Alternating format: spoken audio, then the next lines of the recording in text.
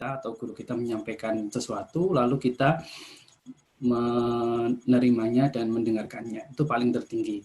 Nomor 2 itu ada munawalah. Munawalah itu kalau misalkan prakteknya itu kita nyatet apa yang diceritakan oleh para guru, lalu catatan kita sampaikan kepada beliau supaya dikoreksi. Nah, setelah dikoreksi dikembalikan kepada kita. Nah, itu baru sah riwayatnya. Terus tingkat ketiga itu ada namanya qiraah. Qiraah itu kayak yang saya lakukan sore hari ini. Jadi ini saya muridnya, baca kitab di depan antum sekalian, guru-gurunya. Terus nanti monggo kalau ada kesalahan, mau dikoreksi, atau kurang lengkap, nah itu tugas gurunya untuk melengkapi. Jadi saya ini nawaitu qara'tu alaikum. Jadi saya ini tilmidnya, antum asatidnya begitu. Terus nomor 2, apa yang kita akan kaji pada sore ini adalah kitab karya Syekh Nawawi Al-Jawi Al-Bantani. Sudah pernah kita ulas di pertemuan-pertemuan sebelumnya siapa beliau. Adalah ulama karismatik terkenal dari tanah Jawa yang merantau di Mekah dan besar namanya di sana. Beliau hidup pada tahun 1815 sampai 1898. Jadi ya hampir satu abad jaraknya dengan kita. Jadi saya mau share ini dulu. Beliau punya karya yang banyak sekali, hampir ratusan. Yang kemarin saya ngobrol sama teman saya yang di IAIN Banten. Kata teman saya itu sebelum COVID-19 ini ya, jadi pemerintah Kabupaten Banten itu ngirim satu tim peneliti ke Leiden Univ ya, untuk mendata indeks karya Syekh Nawawi Al-Bantani, baik yang sudah ditahqiq maupun yang belum. Dan jumlahnya mencapai lebih dari 140. Ini satu lagi hal yang harus kita banggakan dan lagi menjadi tugas bagi kita untuk semakin mendalami dan mempelajari karya-karya Syekh dari Nusantara ini. Nomor 3, kitab yang akan kita bahas ini namanya Marah Labid ya, nama pendeknya. Sebagaimana yang disebut oleh Syekh Nawawi sendiri. Marah itu artinya makan yartahu fihil mawashi. Itu sebuah tempat yang di tempat itulah berkumpul alat-alat transportasi atau kendaraan-kendaraan atau hewan-hewan ternak atau hewan-hewan yang buat kendaraan. Sementara labid itu artinya berdesak-desakan, berdasar dari firman Allah misalkan dalam surat Al-Balad, yaqulu ahlaktum 'alal lubada. Mereka berkata nanti penyesalan di hari akhir, ahlaktum 'alal lubada. Aku telah mengoleksi banyak sekali harta dan tidak bermanfaat. Lubada di situ artinya berdesak-desakan atau banyak sekali. Atau misalkan juga dalam surat Al-Jin ayat 19, wa annahu lamma qama Abdullah yad'uhu kadu yakununa alaihi libada. Wa annahu lan ari kalani jumeneng wa annahu lan setune kelakuan lamma qama ari kalani jumeneng sapa Abdullah tegese Nabi Muhammad yad'uhu halin donga sapa Abdullah ya Allah kadu yakununa alaihi libada.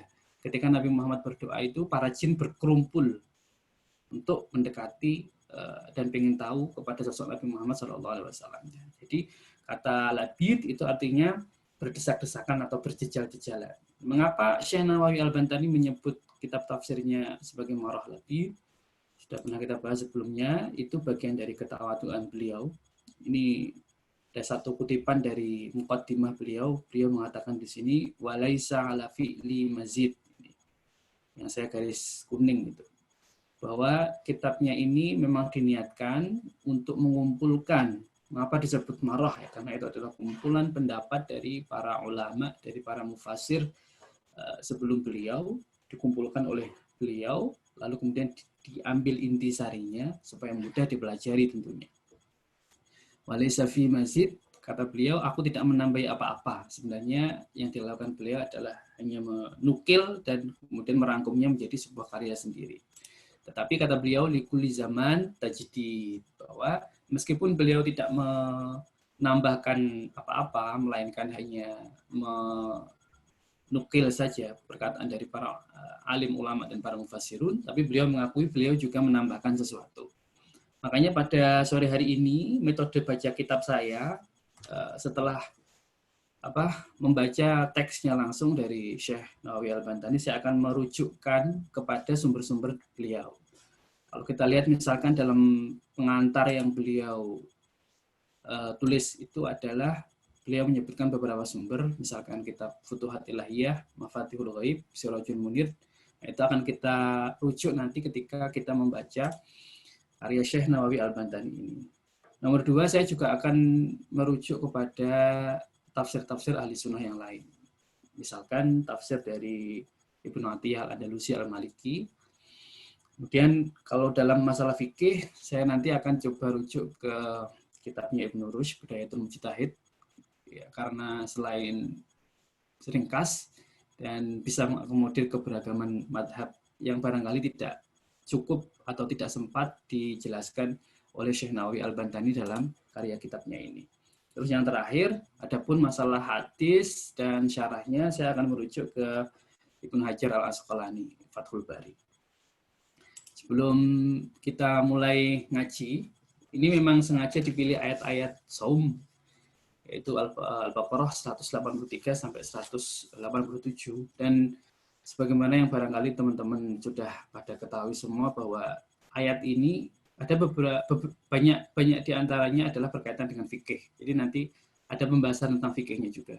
Ditambah beberapa elaborasi yang khas dari Syekh Nawawi Al-Bantani. Mari kita tuluskan niat kita untuk ngaji ini. Pertama, untuk mencari ridha Allah Subhanahu wa taala, yang kedua untuk mempelajari khazanah teks dari ulama-ulama kita, tentu kita mengalami berkah dari beliau juga. Liridhallahi ta'ala wa li syafaati Rasulillah sallallahu alaihi wasallam wa ala hadiniyati sharih al-Fatihah. A'udzu billahi minasyaitonir rajim. Bismillahirrahmanirrahim. Alhamdulillahirabbil alamin arrahmanir rahim maliki yaumiddin.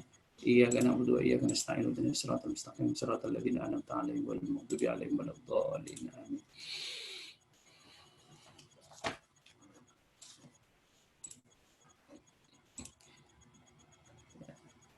Ini teksnya. Kita mulai dari ayat 183 ya, itu bagian paling bawah ini. A'udzu billahi minasyaitonir rajim. Bismillahirrahmanirrahim. A'udzu nyuwun tindak saingsun bismillahi kelawan nyebut asmani Allah Rahmani kang las asing dalam dunya lan akhirat, Ar-Rahimi kang las asing dalam akhirat bloko. Ya ayyuhalladzina amanu hi wong kang padha iman. Kutiba den fardhaaken alaikum ing atase sira kabeh apa asiyamu poso.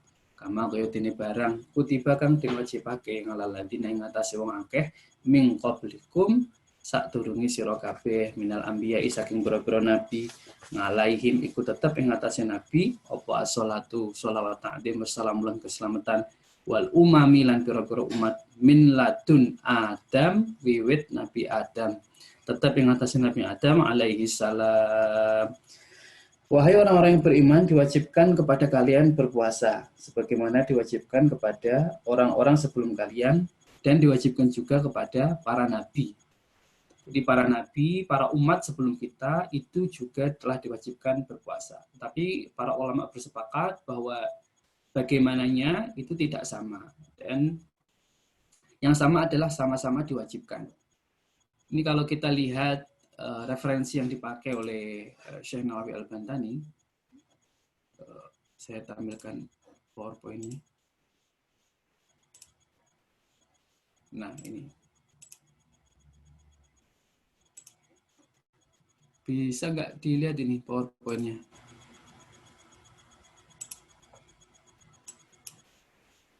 Belum, Gus. Belum.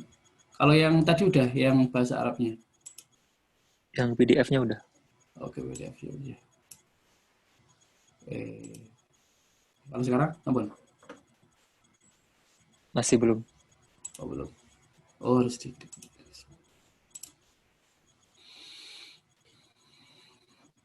Oke, sip. Nah, di sini kalau kita lihat di Mafatihul Ghaib karya Ar-Razi yang adalah rujukan dari Syekh Nawawi Al-Bantani, di sini disebutkan yakni hadhil ibadah kanat maktubatan wajibatan 'alal anbiya wal umam min ladun Adam ila ahdikum. Bahwa ibadah ini maksudnya adalah siam itu diwajibkan kepada para nabi dan kepada para umat sebelum kalian. Bahkan Nabi Adam sudah diwajibkan. Apa sirnya, apa faedahnya, apa rahasia di balik itu? Kata Syekh Ar-Razi, Fakhruddin Ar-Razi, ma akhlallahu ummatan min ijabiha alaihim la yufridhuha alaikum wahdakum. Setiap umat itu diwajibkan dan bukan hanya kalian umat Islam yang diwajibkan. Faedahnya adalah wa faidatu hadzal kalam anna shauma ibadatun syaqqah.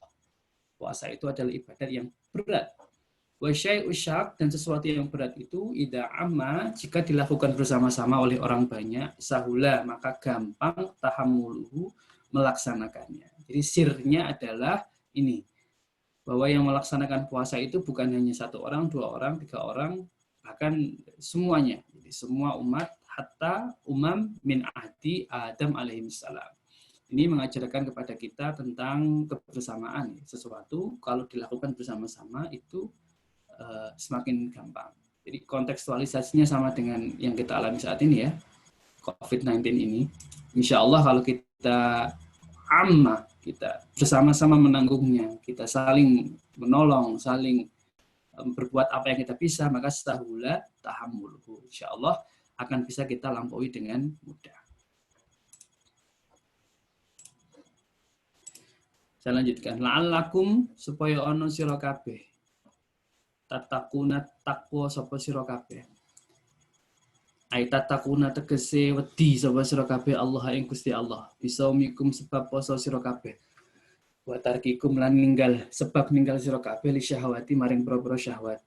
Farubah moko utawi demen filmat umi dalam barang kang den dahar wal mangkuhilan barang kang den nikahi iku asyadu luwe banget minarubah saking demen fi ghairi ma ing dalam liyane matum wal mangku walitiqok lan ngedoi anhuma saking mat ombal mangkuh iku asyak luwih banget kaida sahula moko are kalane gampang alaikum ing atase sira kabeh apa itika Allah takwa marang Allah bitarkihi kelawan ninggal mat ombal mangkuh karena moko ana apa itika Allah wedi ing Allah bitarki ghairihi kelawan ninggal liyani mat ombal mangkuh iku ashalu gampang wa akhaf lan enteng.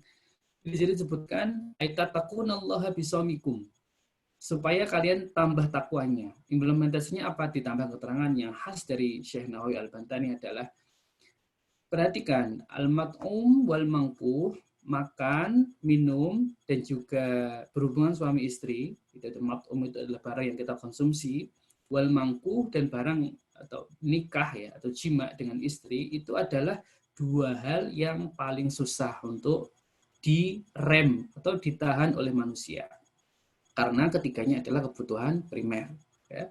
Mat'um, mangkuh itu kebutuhan primer, kita nggak bisa hidup tanpa makanan dan juga minuman. Dan juga kalau kita sudah bersuami atau beristri kita tahu betul ya apa pentingnya di mangkuh ini. Nah, konsekuensinya kalau kita bisa menjalankan mat'um dan mangkuh ini, kita bisa lewati, kita bisa menahannya, insya Allah, kata Syekh Nawawi Al-Bantani, kita bisa meninggalkan larangan-larangan Allah yang lain dengan lebih mudah. Jadi yang paling berat itu memang ini ya, babakan makanan kalau manusia itu. Maka ada adagium dari beberapa ahlul hikmah mengatakan kadal faqru ayyakuna kufran. Kalau orang sampai fakir itu hubungannya kan ke ini ya, kurang makan, kurang minum, nggak punya harta, itu bisa jadi kafir. Tetapi kadal ghina ayyakuna zinan. Sebaliknya kalau terlalu sugih, terlalu kaya, itu jatuhnya ke bahaya yang kedua ini, bisa menjerumuskan orang kepada zina. Ya, banyak sekali ya kita temukan cerita-ceritanya. Terlalu banyak harta, terlalu banyak kelapangan, terlalu lapang lah nikmat yang diberikan Tuhan, itu malah membuat orang menjadi lupa diri. Jadi sekali lagi, kalau kita bisa menahan diri kita dari mat'um wal mangkuh, insya Allah cara kita mendekati kepada Allah dengan meninggalkan hal-hal yang dilarang yang lain itu gampang. Sebut saja misalkan khamr, ya jangankan khamr ya, itu pasti gampang karena kita nggak makan yang primer saja sudah bisa, apalagi meninggalkan khamr, kira-kira begitu. Babi misalnya. Jadi watar farruhbah fil mat'um wal mangkuh asyadu minar ruhbah fi ghairihima. Manusia itu memang diciptakan, kebutuhan primernya itu ada dua ini, mat'um dan mangkuh. Jadi puasa ini adalah wasilah kita untuk menahan diri dari dua hal ini, al-mat'um wal mangkuh. Ya. Makan untuk hidup, bukan hidup untuk makan, katanya anak milenial. Saya lanjutkan. Ini. Awil makna tegese makna la'alakum supaya ono sira kabeh tatakuna wedi sira kabeh tarkal muhafadzati ing ninggal jaga ala suami ngatasi poso bisa babi admi darajatihi sebab luhure darajahe siam titik. Jadi ada dua alternatif kita memahami lafaz tatakun. Apa maksudnya la'alakum tatakun supaya kita bertambah takwanya itu. Takwa itu maksudnya apa? Ada dua alternatif penjelasan yang dijelaskan oleh Syekh Nawawi Al-Bantani. Yang pertama tadi, jadi takwa itu secara bahasa artinya khosyah, takut. Jadi kalau takut konteksnya kepada Allah Subhanahu wa taala adalah berarti kita limtithal bi awamirihi, kita menjalankan segala perintahnya dan menjauhi segala larangannya. Itu di nomor pertama tadi. Atau bisa juga disebut di sini tatakuna tarkal muhafadzah ala saumi bisa babi admi darajatihi. Maksudnya adalah supaya kita takut jika kita meninggalkan puasa. Saking pentingnya puasa. Kenapa? Bisa babi admi darajatihi. Karena puasa itu darajatnya sangat mulia, sangat luhur. Kita akan menjelaskan frasa ini dengan sebuah hadis ya, yang sangat terkenal. Bismillahirrahmanirrahim. Qala Nabi sallallahu alaihi wasallam kullu amali bani Adam huwa lahu illa siyam fa huwa li wa ana ajzi bihi. Saya kira sudah sangat familiar dengan kita. Apa maksudnya? Kullu amali bani Adam, saben-saben amali bani Adam, huwa tegese amal iku lahu kedue bani Adam. Semua amal perbuatan kebaikan yang dilakukan bani Adam itu akan kembali padanya, manfaatnya itu menjadi milik dia. Illa siam, kecuali puasa. Fahuwali, siam itu adalah milik Allah Subhanahu wa taala.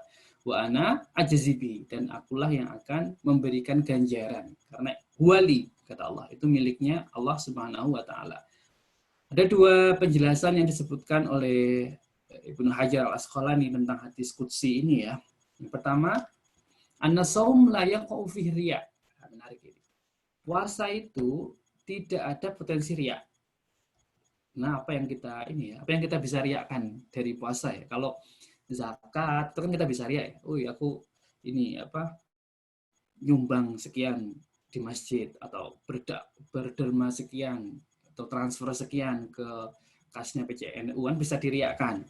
Tetapi kalau siam itu layak fihi riya. Mau disombongkan apanya gitu. Kama yaqa'u fi ghairihi. Kalau yang lain bisa kita riakan. Sholat aja bisa diriakan kan. Kalau sholat di depan kiainya, sholat di depan calon mertuanya itu pasti khusyuk, dilama-lamakan. Tapi kalau sholat sendiri itu jangan mau lipat seperempat tamat. Seperempat jam udah, nggak sampai seperempat jam udah selesai. Dan ibadah-ibadah lain, ya haji apalagi haji itu rawan sekali riya. Kalau kita lihat dalam konteks Indonesia. Sebelum berangkat aja udah ada walimah segala macam. Nah, kalau siam itu spesialnya adalah layak fihi riya. Yang kedua, apa kekhususan dari saum? Ibnu Hajar Al-Asqalani menambahkan annal murad biqaulihi wa ana ajzi bihi, maksudnya adalah anni infarada bi ilmi miqdari thawabihi. Aku Allah itu adalah punya hak prerogatif untuk memberikan ganjaran yang aku kehendaki. Wa tad'ifi hasanati, dan melipat gandakan ganjaran tersebut. Wa amma ghairuhu minal ibadat, kalau ibadah lain faqad ittala'a 'alaiha ba'dun nas. Ini kita udah tahu lah kata Syekh Ibnu Hajar Al-Asqalani. Maksudnya apa? Ini annal a'mal qad kushifat maqadiru thawabi, udah tahu kita. Itu akan dilipatkan min asyrah ila sab'i mi'ah ila masyaallah.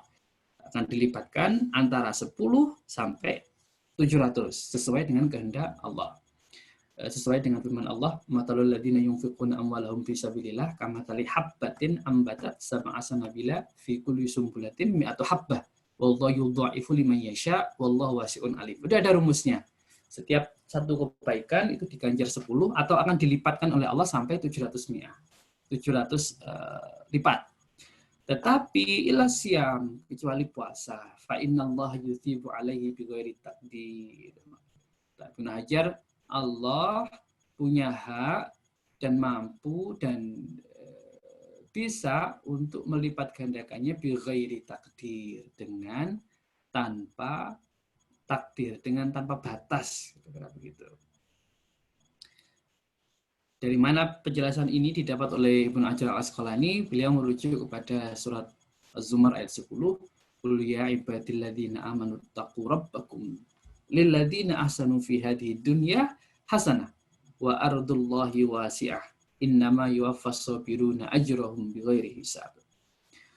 Qul ya ibadilladzina amanu, katakanlah wahai hamba-hambaku yang beriman, ittaqu rabbakum, bertakwalah kalian kepada Allah. Lilladzina ahsanu fi hadhihi dunya, bagi mereka yang berbuat kebaikan di dunia ini hasanah, maka akan diberikan ganjaran yang setimpal. Wa ardullahi wasi'ah, dan ingatlah bahwa bumi Allah itu luas. Nah, ini yang terakhir yang dipakai oleh Ibnu Hajar al-Asqalani.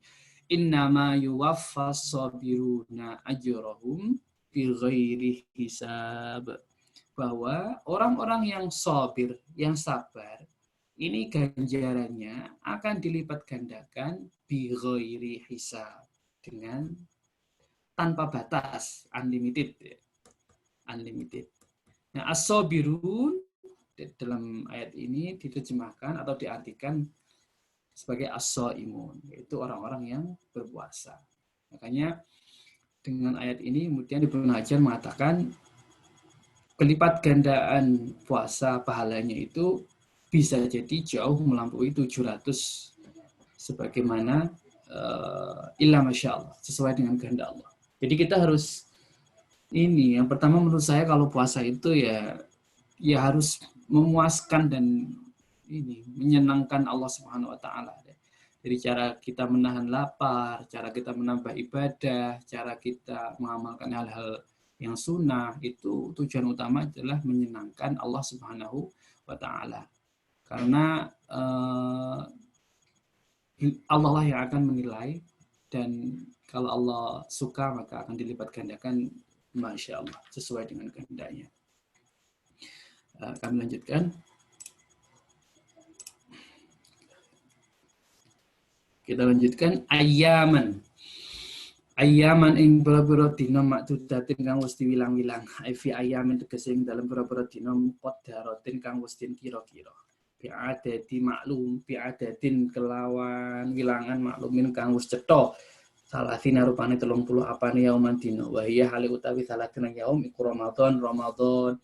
Faman moko utawi sapane wong kana kang ana sapa man minkum saking sira kabeh maridon loro, ini udah mulai ke hukum fikih ya.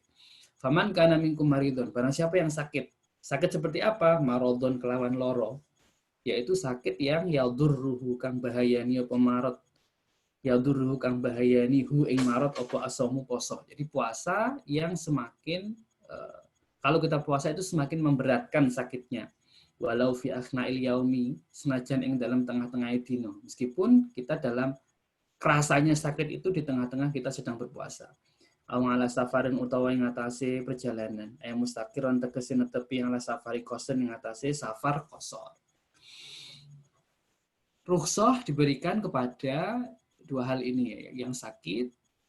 Imam Nawawi memilih madhab yang agak ketat. Sakitnya adalah sakit yang kalau dipakai berpuasa itu tambah parah sakitnya. Meskipun itu di tengah-tengah kita berpuasa. Jadi pagi sehat, siang udah mulai nggak enak, perutnya misal mah yang parah, yang akut begitu, kemudian boleh dibatalkan. Ala safarin, atau sedang dalam perjalanan, dan safarnya itu termasuk safar qasir, safar yang bisa atau diperbolehkan melakukan qasar. Jadi saya akan merujuk ke kitab lain lagi untuk menjelaskan apa yang dimaksud dengan safar qasr ini.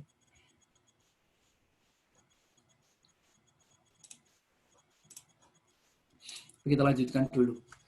Konsekuensinya adalah fa'idatun mongko ganti min ayyamin ukhar saking dino kang liya. Jadi mengganti atau mengqadha dalam bahasa kita. ai fa'alaihi tegese ing atase marid in aftara ari kalane buka sapa marid saumu iddati ayyamil marad utawi poso sesuai dengan hari yang dia tinggalkan karena sakit itu wasafari dan karena bepergian itu aibi qadrima tegese kelawan kira-kirane barang aftara kang buka sapa marid Ramadan saking bulan Ramadan walau mufarraqan senajan dan bisa meskipun nyaurnya itu dipisah-pisah. Jadi nyaurnya misalkan hutang 5 hari tidak lantas harus 5 hari berturut-turut. Dalilnya apa? Wa an Abi Ubaidah diriwayatkan dari Abu Ubaidah bin Jarrah annahu setuhuni Rasul sallallahu alaihi wasallam iku qala ngendikan sapa Rasul innallaha ta'ala setuhuni Allah taala kulam yurakhis orang ringanaken sapa Allah lakum kudu wis kabeh fi fitrihi ing dalem buka bahwa hale utawi Allah yuridu kersa sapa Allah ayasyuka ing ento ngabot-ngabotake sapa Allah alaikum ing atase sira kabeh fi qadaihi ing dalem ngodoi saum insyita lamun karep sapa sira fawatir mongko nyambung sira wa insyita fafarrik mongko misah sira. Jadi pada esensinya yang penting di sahur karena tidak penting atau tidak harus disambung. Insyita fawatir kalau kita mau boleh kita sambung, wa insyita fafarrik. Kalau kita berkeberatan maka bisa diecer, bisa di sahur atau bisa ditunaikan di waktu lain yang kita kehendaki.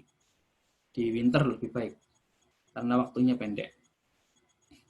Itu triknya biasanya. Saya lanjutkan waruwiyah bawahnya ini ya, paling bawah.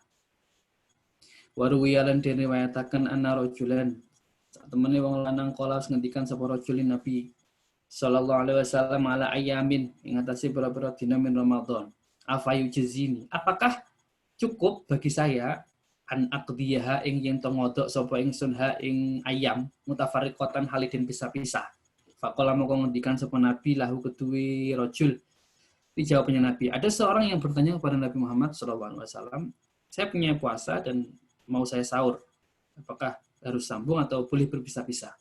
Aro'aita, ono to ningali sapa sira laukana alaika, laukana lamun ono iku ngalaika yang atase sira dainun, apa dainun utang.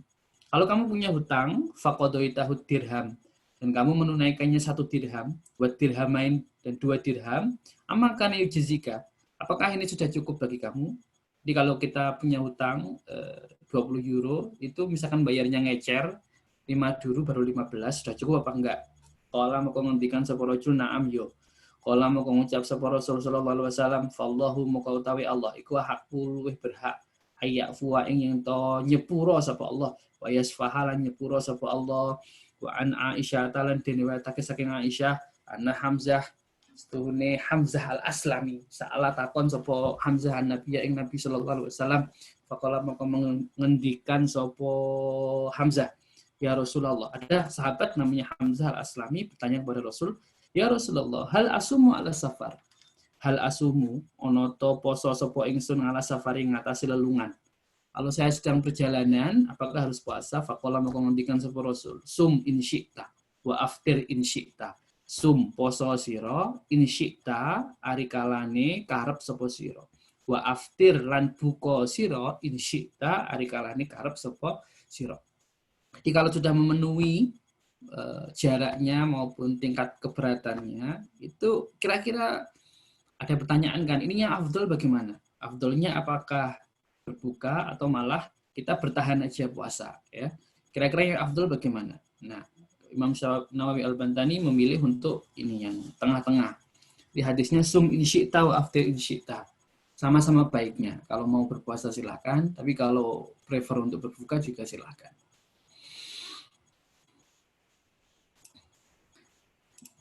Mari kita lihat kajian fikihnya. Saya ambil dari kitabnya Al-Muharrar Al-Wajiz fi Tafsir Quran Al-Aziz, di tafsir juga karya Ibnu Atiyah Al-Andalusi Al-Maliki Madzhab Maliki. Waqtalafal ulama fil afdal minal fitri awis shaum fis safar. Para ulama berbeda pendapat. Mana yang lebih baik? Jadi berbuka atau tetap berpuasa? Ini konteksnya masih sehat. Kita masih sehat, masih muda begini. Kira-kira itu kalau dibuat perjalanan juga nggak sampai semaput lah, nggak sampai pingsan. Itu kira-kira mana yang lebih afdol? Tetap saum, tetap bertahan, atau kita berbuka saja gitu. Faqala qaumun wa Syafi'i wa Malik fi ba'di marwiya anhu. Menurut madhab Syafi'i wa Malik, as-saumu afdal liman qawiya. Saum itu lebih diutamakan bagi mereka yang kuat. Wa jalla madhabu Malik at-takhir. Tapi ada juga beberapa pengikut Imam Malik yang at-takhir, equal, jadi boleh memilih di antara keduanya. Wa qala Ibnu Abbas wa Ibnu Umar wa ghairuhuma, tapi ada pendapat lain yang dinisbahkan kepada Ibnu Abbas dan Ibnu Umar, al-fitru afdal. Berbuka itu lebih baik. Wa qala Mujahid wa Umar bin Abdul Aziz wa ghairuhuma, aisaruhuma afdaluhuma. Mana yang paling mudah itulah yang paling utama. Kalau sekiranya sakitnya memang sudah sampai pada tahap kita benar-benar nggak nyaman di perjalanan, begitu kira-kira, ya monggo berbuka. Tapi kalau memang masih bisa ditahan, itu ya silakan bertahan. Wa karihalan makruh, ya, menganggap makruh, Ibnu Hambal menganggapnya makruh apa? As-sauma fis safar. Jadi puasa dalam safar itu malah makruh menurut Ibnu Hambal. Jadi sebaiknya berbuka. Adapun menurut Anas bin Malik, as-safaru ta'ah. Kategori perjalanan apa yang diperbolehkan untuk membatalkan puasa, yaitu safarut ta'ah, perjalanan yang dilakukan dalam rangka untuk syiar agama, ta'ah, seperti haji, jihad, dan lain sebagainya. Atau juga termasuk silaturahmi, tolabul ma'asyid daruri, mencari mata pencaharian utama, itu termasuk safarut ta'ah juga. Jadi selain haji dan jihad dan hal-hal yang berkaitan dengan ubudiyah, silaturahim dan tolabul ma'ash ad-daruri, itu juga termasuk safarut ta'ah. Wa amma safarut tijarah, adapun perjalanan yang itu untuk perdagangan, wal mubahat, atau hal-hal yang mubah lainnya, ya misalkan jalan-jalan, traveling, refreshing, itu safarul mubahat. Famukhtalaf fihi bil man'i wal jawaz. Ada perbedaan, ada yang melarangnya, ada juga yang membolehkannya. Nah, kalau Ibnu Atiyah, Madzhab Malik memilih wal qawlu bil jawaz arjah, tetapi Madzhab Malik mengatakan lebih cenderung ke boleh. Wa amma safarul ma'asi, kalau safarnya safar maksiat, safar maksiat itu safar untuk berbuat jelek, ya, untuk menyakiti orang, atau mungkin safar fasik, ya, untuk nonton konser, atau ya yang nggak ada nilai-nilai agamanya begitu, famukhtalafi, maka berbeda ulama juga bil jawaz wal man, ada yang membolehkan, ada yang melarang. Wal qaulu bil man'i arjah, tapi pendapat yang melarang itu arjah, lebih rajih. Jadi safar-safar semacam ini tidak diperbolehkan untuk membatalkan puasa. Kemudian ini ada tambahan dari Ibnu Rushd juga, Madzhab Maliki juga, Bidayatul Mujtahid, minhum man ajazahu fi safaril mubah duna safaril maksiyah. Yang penting safarnya safar mubah dan tidak safar maksiyah. Wa bihadzal qaul qala Malik wa Syafi'i. Wa minhum man ajaza fi kulli safar kurbatan kana au mubahan. Wa bihi qala Abu Hanifah wa ashabuhu wa Tsauri. Dia ada dua perbedaan yang ekstrim ini, sedikit ekstrim. Kalau menurut Madzhab Malik dan Syafi'i, itu duna safaril maksiyah, ya, tidak safar yang maksiyah. Tapi kalau Madzhab Abu Hanifah, fi kulli safar kurbatan kana au mubahan au maksiyatan. Setiap perjalanan. Nanti ini kaitannya dengan istimbat hukumnya, metodologinya yang berbeda, karena Abu Hanifah lebih menilai ke esensi dari kenapa bisa dibatalkan itu karena masyakohnya itu. Jadi selama perjalanan membuat orang berat untuk berpuasa, apapun jenis perjalanannya, maka dia diperbolehkan untuk membatalkan. Tapi ulama-ulama yang lain itu safarul mubah wa safarul maksiyah. Ini pengetahuan saja buat kita, ya. Jadi supaya lebih teliti lagi dan supaya lebih mengetahui bagaimana istimbat hukum yang dilakukan oleh para ulama. Saya lanjutkan.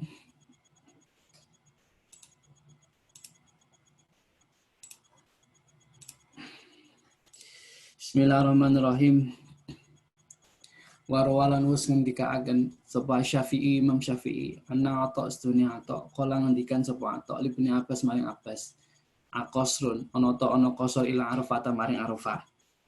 Apakah ada kosor dalam perjalanan ke Arafah dari Makkah ya konteksnya? Itu sekitar 18 km ditempuh dengan 4 jam jalan kaki atau naik unta. Fakola moko ngendikan sapa Nabi la, enggak ada. Fakola moko ngucap ila Marid Dahron, kalau ke Marid Dahron ini kalau di geografi itu sekarang nyebutnya Wadi Fatimah, jadi suatu danau di daerah Makkah Al-Mukarramah sana. Faqala la, enggak juga, tetapi lakin uksur ngosoro sapa sira ila Jeddah, maring Jeddah wa Asfan dan Asfan wa Taif lan Taif. Di Jeddah ke Makkah itu jaraknya sekitar 81 kilo.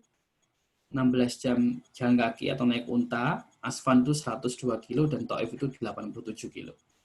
Kala ngendikan sapa Malik Imam Malik baina Makkah wa Jeddah wa Asfan arba'atu burdin, 4 piro-piro barit atau 4 kali barit. Satu barit itu 12 mil.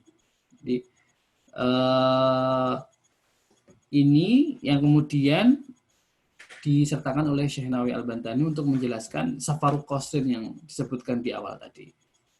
Jadi seberapa jauh safar bisa dikosor itu penjelasannya demikian ini.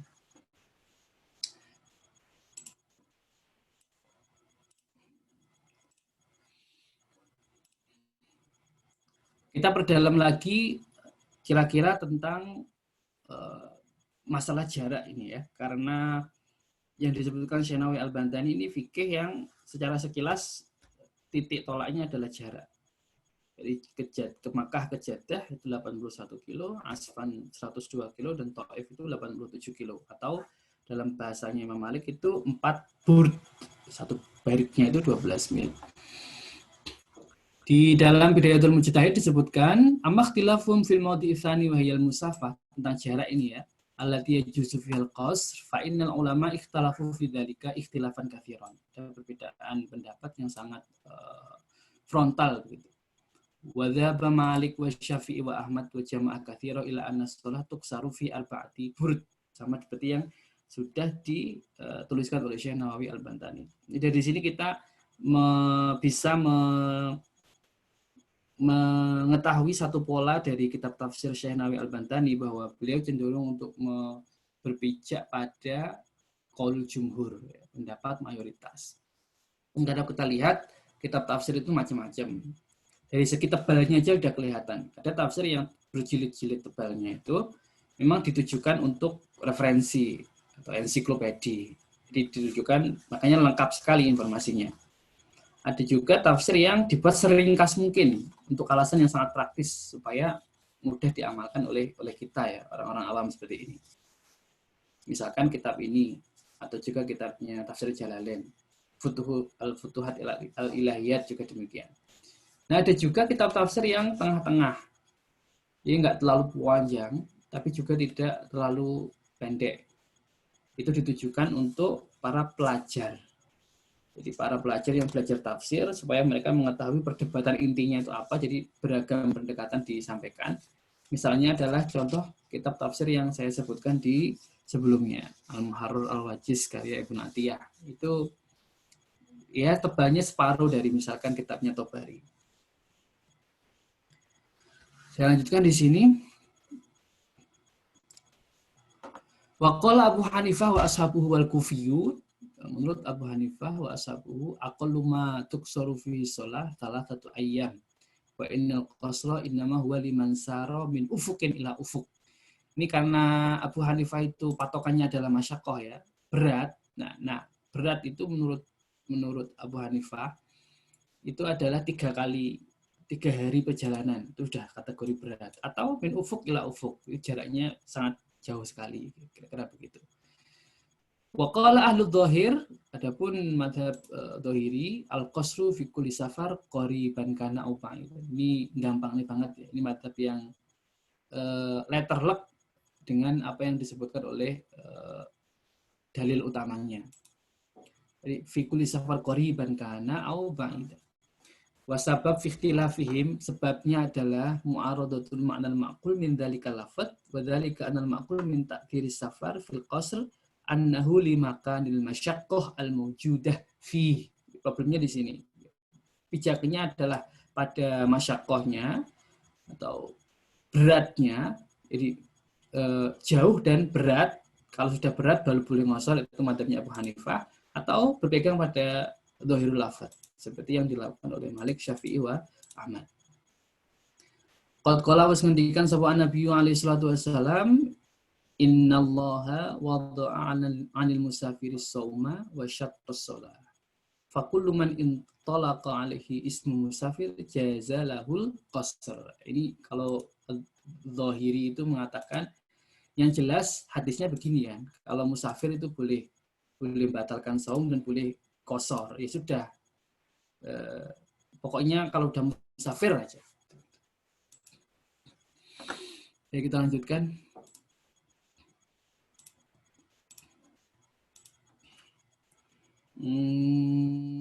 Nih. Wa 'alal ladzina lan ing atase wong akeh yutikunahu kang kuwasa sapa ladzinahu ing siam, bagi orang-orang yang bisa berpuasa. Au 'alal mutikina tegese ing atase wong kang kuwasa li siami maring poso in aftaru alikalane poso alikalane buka sapa ladzina. Fidyatun utawi membayar fidyah, rupane ta'amu miskinin, memberi makan seorang yang miskin. Aiko terima tegese sekirane barang ya kuluhu kang mangan sapa miskin hu ing ma fi yaumin ing dalem dina siji wa utawi ta'am yaumin iku mudun sak mudun golibi kutibati sesuai dengan lumrahnya makanan orang di negara tersebut. Jadi yang dimaksud dengan fidyah ta'amu miskin satu harinya adalah sesuai dengan harga makanan di tempat tersebut. Kalau kita ya di Jerman.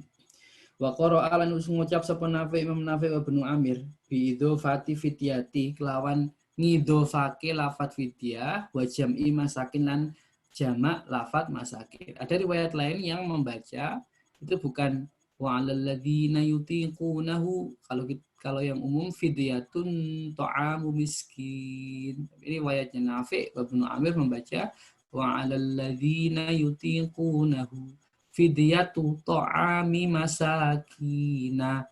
Jadi fidyahnya diidhofkan ke ta'amnya, terus miskinnya dibaca jamak menjadi masakin. Qala was ngendikan sapa Ibnu Umar wa Salmah bin Al-Aqwa au ghairuhuma. Inna hadil ayah, setuhuni ayat ini iku mansukhatun dinasah.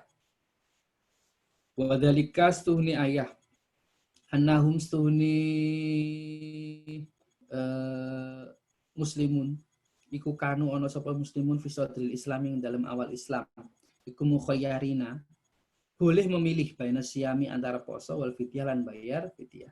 Wa inna ma khayyaruhumullah, pastine memberi pilihan siapa Allah kepada mereka bainahuma ing dalam antarane siyam lan fidyah. Di annahum krono setuhuni muslimun iku kanu ana sapa muslimun iku lam yata'awadu durung terbiasa sapa muslimun asyama ing poso. Fashtadda mongko dadi banget alaihi mengatasi ladina mengatasi muslimun. Farokhasa mongko meringankan siapa Allah lahum kedue muslimun fil iftari ing dalam buka. Imam Syekh Nawawi Al-Bantani menambah sebuah keterangan bahwa fidyah ini ada satu pendekatan ya. Ini sebenarnya dinasah dengan ayat yang atasnya tadi tentang yang qadha tadi. Kenapa begitu? Karena di awal Islam, fi sadril Islam, umat muslimin dikasih pilihan. Kalau membatalkan puasa, itu boleh siam dan fidyah. Pilih salah satu. Kenapa? Karena mereka lam yata'awwadu asyam. Belum terbiasa untuk berpuasa. Jadi fashtadda alaihim, masih berat. Ya. Kemudian setelah mereka terbiasa, barulah fidyahnya ini diperuntukkan hanya untuk Syekhul Haram untuk orang-orang tua dan memang nggak bisa untuk mengkodok, didahulukan yang kodok yang awal tadi. Di mansuh, teori mansuh itu banyak dipakai oleh para ulama dalam menjelaskan beberapa ayat-ayat hukum yang secara literal kontradiktif satu dengan yang lain. Yang paling faedahnya diantaranya adalah at-tadarruj fit tasyri'. Jadi berangsur-angsur dalam menentukan syariat. Itu adalah tanda bahwa agama Islam itu agama yang gampang. Gampang dalam arti menyesuaikan dengan kekuatan atau kondisi dari mukhatabnya, dari audiensnya.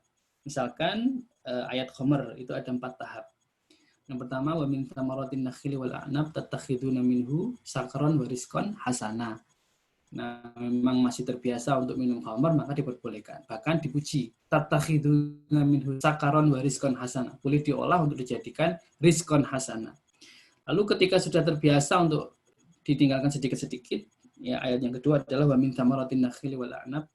Bawahnya adalah yas'alunaka 'anil khamri wal maisir qul fihima itsmun kabir wa manafi'u linnas.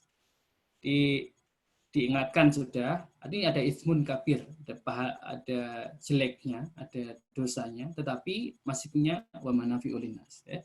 Ini orang Arab itu susah dulu untuk terbebas dari khamr. Itu alat pelampiasan mereka untuk melupakan masalah-masalah mereka. Lalu kemudian setelah para sahabat terbiasa untuk kemudian mengetahui kejelekan khamr, muncullah atau diturunkanlah firman Allah yang ketiga, la taqrabus sholata wa antum sukara. Sudah mulai dibatasi jangan minum khamr ketika mendekati waktu sholat. Jadi setelah waktu sholat selesai masih boleh minum. Ya, ada beberapa sahabat yang setelah subuh itu masih minum khamr. Kemudian di periode akhir, periode Madinah akhir, kira-kira sudah kuat gitu imannya umat Islam, lalu kemudian baru dilarang secara terang-terangan. Innamal khamru wal maisiru wal ansabu wal azlamu rijsum min amali syaitan fajtanibuhu la'allakum. Itu ya, jadi sudah dinas khamr, maisir, mabuk-mabukan itu adalah rijzun min amali syaitan, bagian kejelekan yang disampaikan atau diilhamkan oleh syaitan. Fajtanibu, maka kita harus menjauhinya.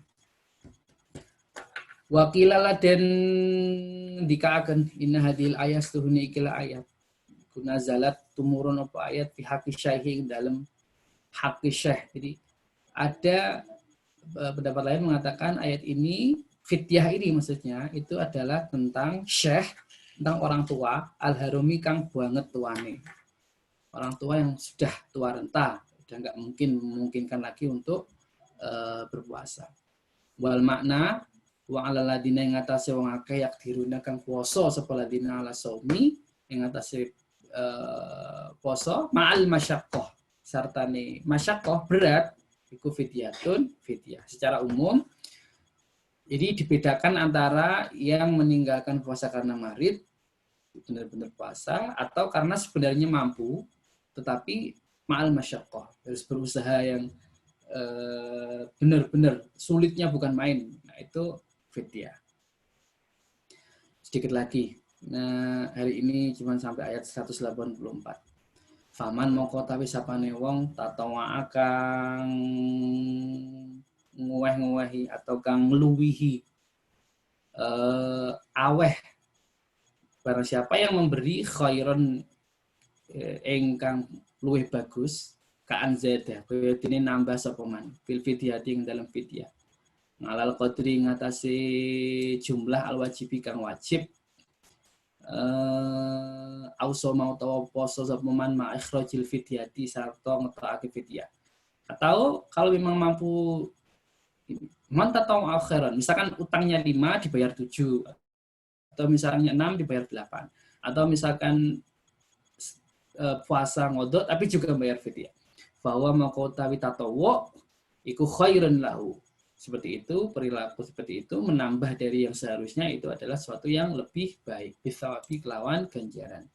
Wa antasumulan yen to poso sapa sira kabeh Ayyuhal murakhasun he wong kang wis den ringanaken lakum kedue sira kabeh fil iftar ing dalem buka minal mardo saking pira-pira wong kang lara wal musafirin lan pira-pira wong musafir waladina lan wa akeh yak diruna kang kuwasa sapa ladina ala saumi ngatasi poso ma'al masyaqqati sarta ani masyaqqah atau ini ya bagi kalian yang sakit atau musafir dan enggak berpuasa tetap wa antasumu itu siam itu tetap afdal khairun lakum luwih bagus lakum kudu sira kabeh ing kuntum ari kalangi ana sapa sira kabeh ku tak lamuna kuwasa sapa sira kabeh tak lamuna ngerteni sapa sira kabeh ma ing barang.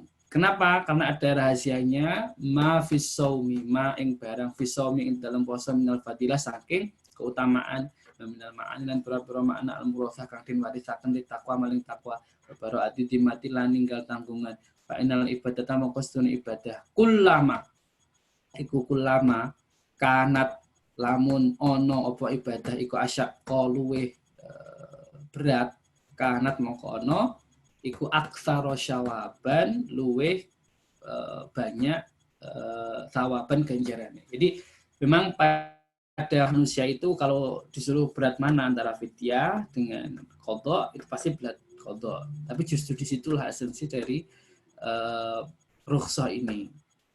Kata Imam Nawawi, ingatlah al ibadah kullama kanat asyak kanat aktsara thawaban.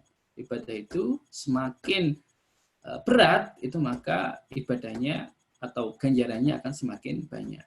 Jadi kita di Jerman ini harusnya ya puasa yang sekian lama itu harusnya malah seneng karena sudah barang tentu itu kanat asyak itu sudah barang tentu jauh lebih berat daripada puasa-puasa yang dilakukan di misalkan di Indonesia yang waktunya jelas.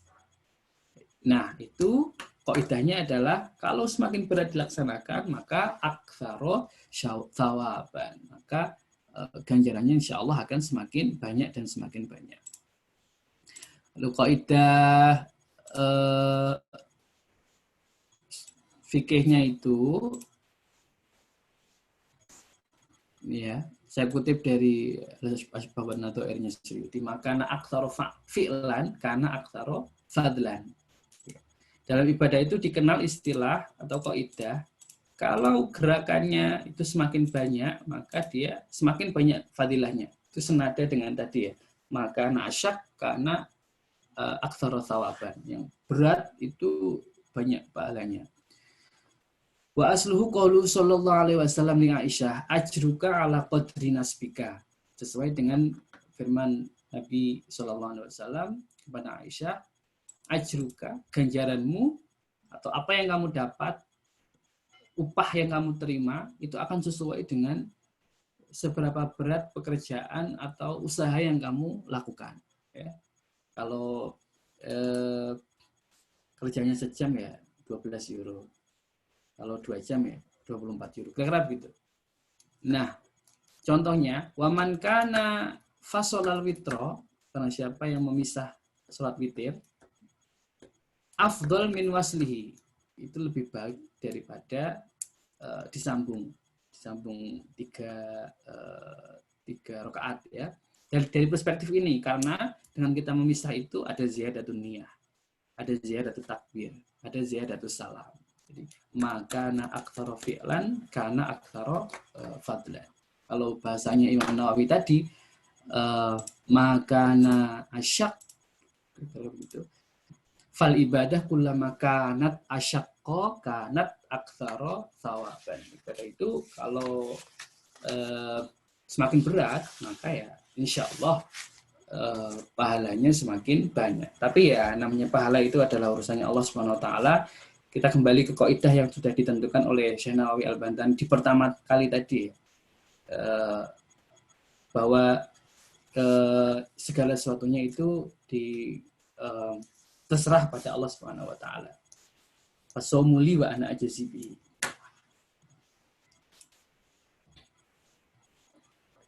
Saya kira cukup niku yang bisa saya sampaikan sedikit 2 ayat untuk hari ini, jadi ayat 183 dan 184. Ini monggo yang mau menambahi, karena saya sebutkan tadi, saya nawaitunya saya qiraah, saya baca. Monggo yang mau nambahi. Barangkali ada yang mau bertanya, silakan.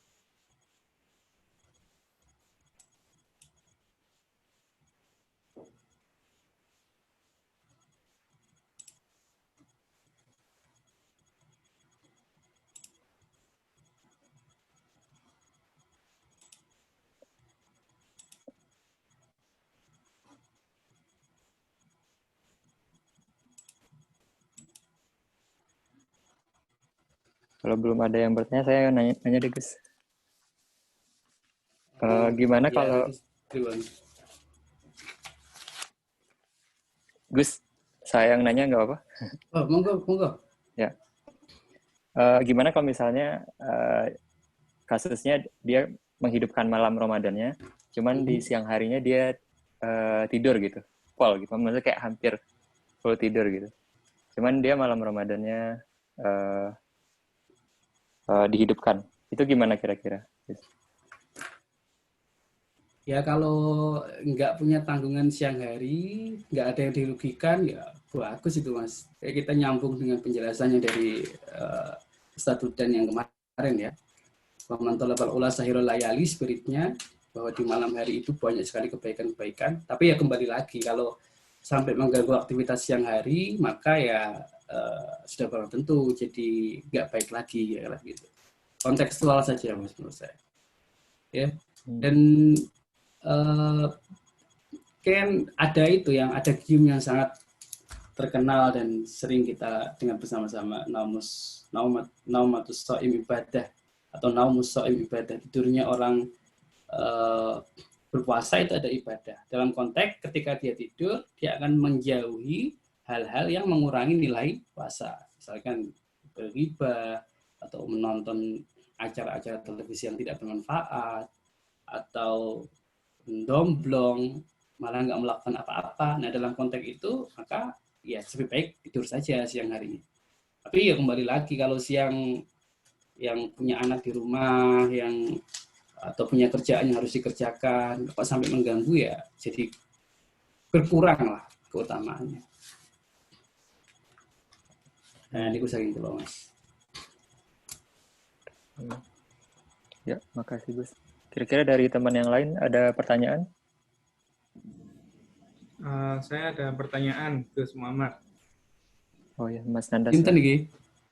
Nanda. Oh, Mas Nanda.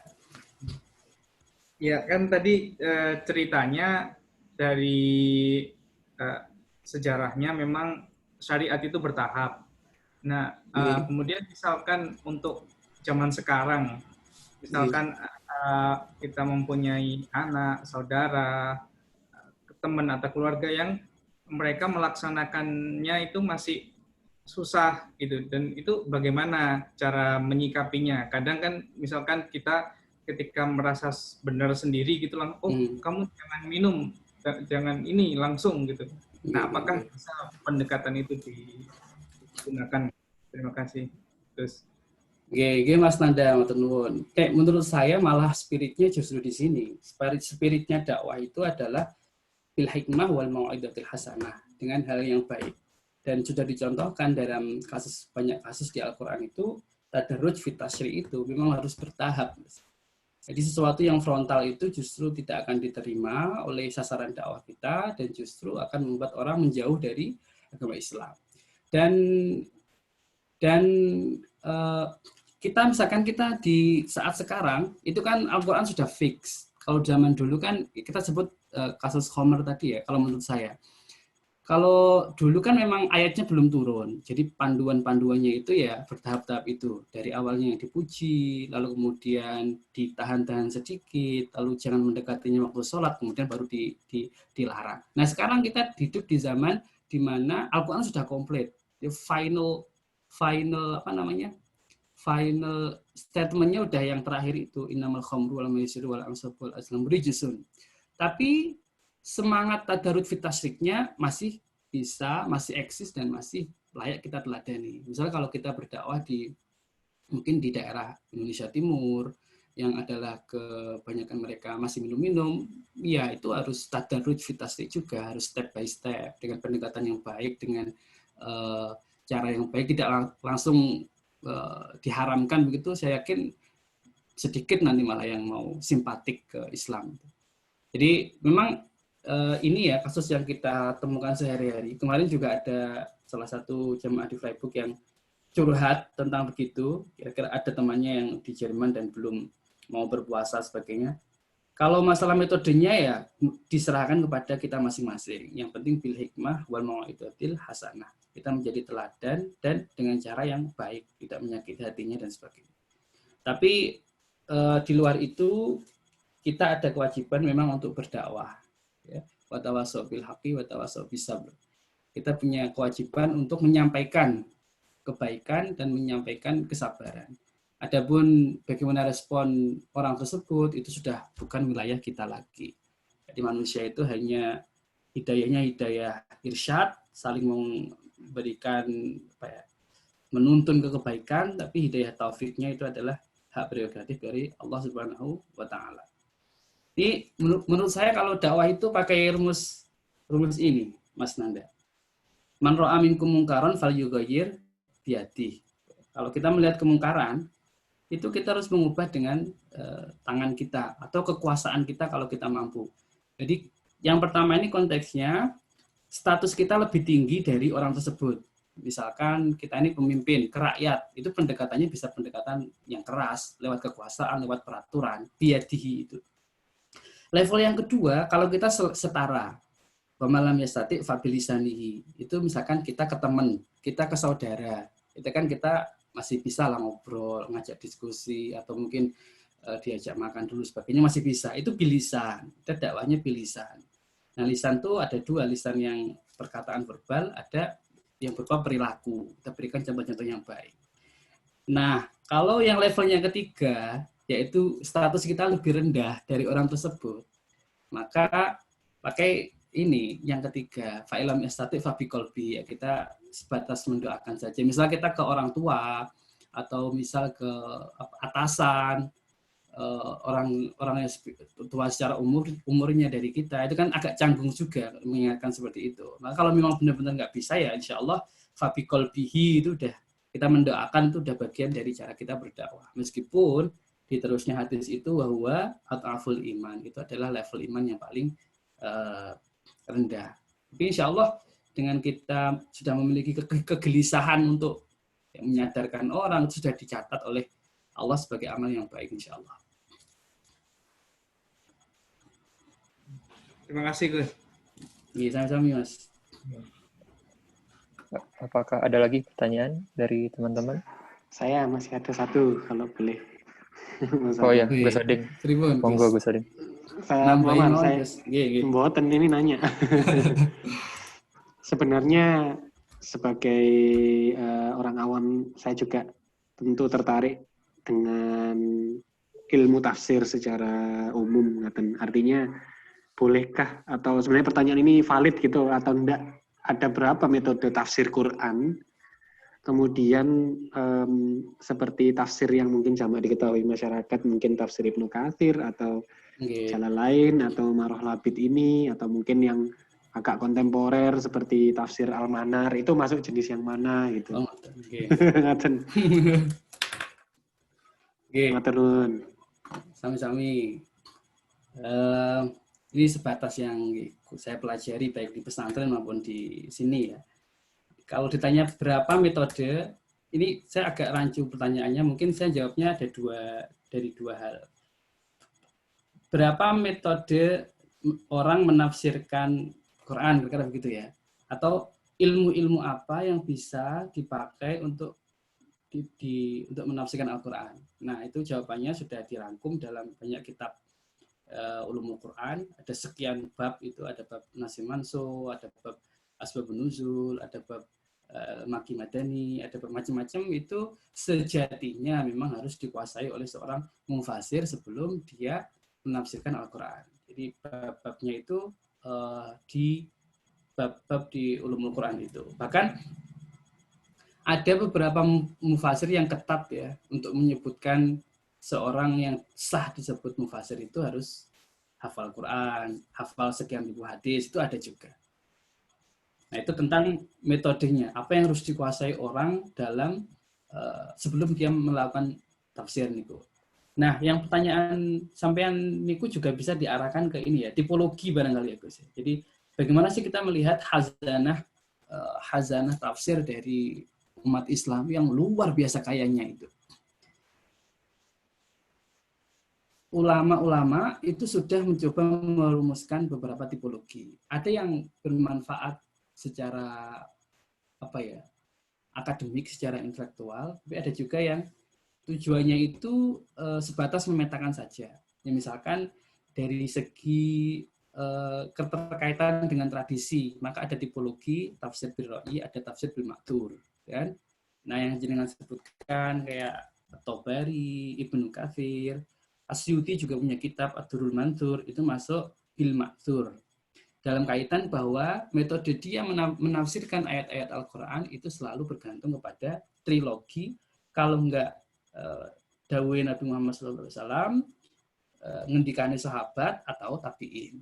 Nah, sementara biasanya kalau tafsir yang memakai misalkan pendekatan linguistik atau filologi atau syair-syair atau logika, itu biasa disebut tafsir bil ra'yi. Ini di luar pembahasan apakah mana yang baik mana yang enggak ya, karena ini di luar pembahasannya. Jadi dari segi pemakaian tradisi ada istilah bil ma'thur, ada bil ra'yi.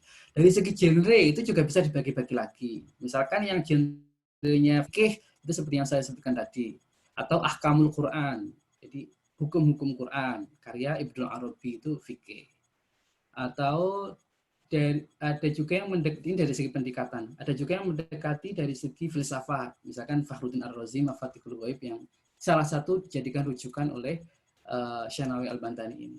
Ada juga yang menarik itu, karya Tontowi Jauhari, Jawahirul Quran, itu perspektifnya sains, kan?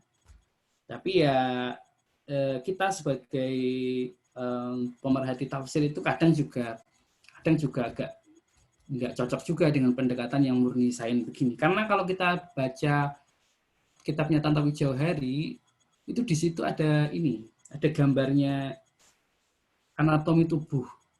Ketika dia menjelaskan tentang bahwa manusia itu diciptakan fi ahsani taqwim, dalam sangat sempurna begitu ya. Nah, dia menjelaskan panjang usus itu berapa, ini rahasianya apa, hikmahnya apa, karena dia memang mau mengatakan bahwa kalau sesuai dengan sains maka ahsanu taqwimnya semakin kentara gitu ya. Jadi di situ ada gambarnya, ada gambar anatomi tubuh, ada gambar gigi, bahkan ada cara menggosok gigi yang baik. Jadi memang harus kita pisahkan bahwa Al-Quran itu syai'un, wa kutubut tafsir itu syai'un akhar. Al-Quran itu adalah transenden dari Allah, kita imani sebagai kalamullah al-munazzal ala sayyidina Muhammad, al-muta'abbad bitalawatihi, al-mu'jiz fi aksari suratin min, itu kalam Allah diturunkan kepada Nabi Muhammad, terus bersifat mukjizat karena tidak bisa disaingi dengan yang lain, dan membacanya bernilai ibadah. Tapi kalau tafsir itu adalah bayan atau penjelasan dari ulama-ulama, mereka mencoba mendekati Al-Quran sesuai tentu dengan kapasitas mereka masing-masing. Jadi, mungkin jadi ya itu kaya banget, dan biasanya kita kan mengira begini, kalau dilihat-lihat itu tafsir-tafsir kita itu kayak repetitif begitu. Jadi materi-materi yang di Ibnu Katsir itu di Tabari juga ada, di Durrul Mansur juga ada, di Mafatihul Ghaib juga ada, meskipun sanadnya dibuang. Jadi kayaknya nggak ada pembaharuan gitu. Padahal kalau kita kaji satu persatu, kita kontekstualisasikan dengan pendekatan yang dia pakai, pun dengan zaman di mana dia mengeluarkan tafsir itu, juga dengan kecenderungan politiknya, kecenderungan fikihnya, kecenderungannya terhadap kajian kebahasaan, itu masing-masing kitab tafsir punya ciri khas sendiri. Jadi itu luar biasa kayanya, luar biasa kayanya. Jadi kesan repetitif itu bagi pengkaji tafsir sudah barang tentu tidak pernah ada gitu. Maten Gus, walaupun muga-muga bisa menjawab. Matur nuwun sangat. Terakhir dari saya pertanyaannya, Ustaz. Kalau untuk yang awam seperti kami ini, enaknya mulai dari mana untuk membaca tafsir? Enaknya dari ini, golek kula ngapa bahasa Arab riyin. Insya Allah kalau bahasa Arab itu sudah bisa. Terus kemudian mungkin untuk ini Gus, tergantung tujuannya. Kalau untuk praktis ya ke tafsir-tafsir yang memang ditujukan untuk itu. Kados niki Nawawi niki Jalalain itu memang untuk kebutuhan praktis seperti yang saya sebutkan tadi. Tapi kalau niatnya pengen mengetahui perdebatan, yaitu cari tafsir yang middle class tadi, yang tengah-tengah. Kados Muharrar Wajiznya si apa ini Ibnu Atiyah.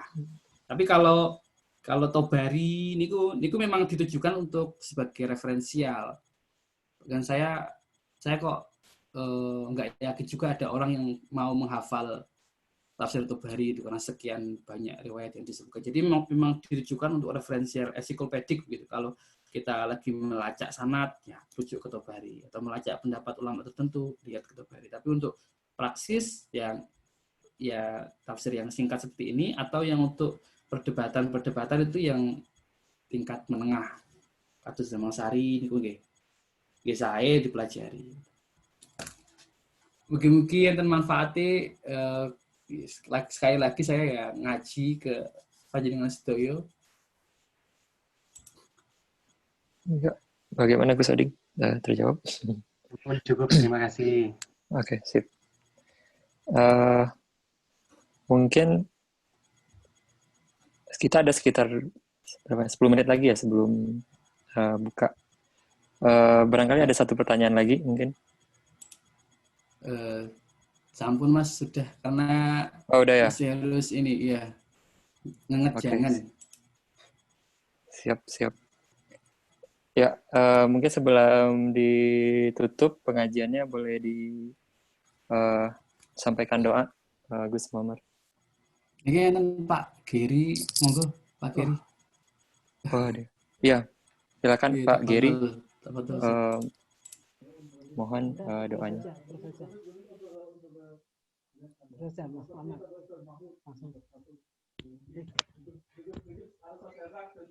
Terus saja Mas Muhammad yang doa aja. Matur nuwun teniano ilmunya. Mas Muhammad terusin doanya. Ya. Oke, kita tutup dengan doa khatmul majlis mohon subhanakallahumma bihamdik asyhadu an la ilaha illa anta astaghfiruka wa atubu ilaik. Subhanakallahumma bihamdik asyhadu an la ilaha illa anta astaghfiruka wa atubu ilaik. Subhanakallahumma.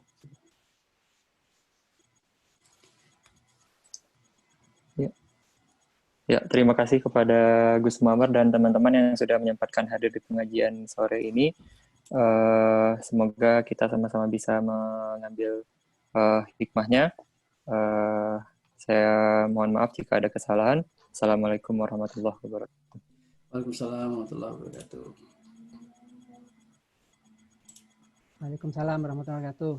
Terima kasih teman-teman sama Mas Muhammad, Gus Oding. Saya mohon pamit. Pak Giri, Ustaz Muhammad, semuanya. Assalamualaikum. Assalamualaikum.